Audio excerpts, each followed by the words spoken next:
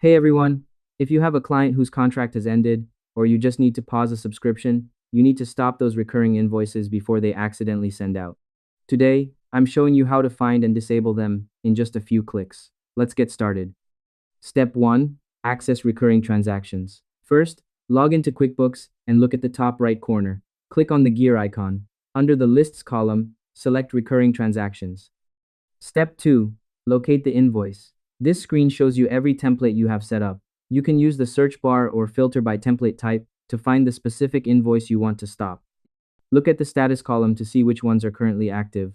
Step 3. Pause or delete. Once you find the right one, look at the action column on the far right. You have two main choices. If you want to keep the template for later but stop it for now, click the arrow and select pause. This keeps the data but stops the automation. Step 4. Permanent stop. If you are finished with this client for good and don't need the template anymore, click the drop-down arrow in the action column and select delete.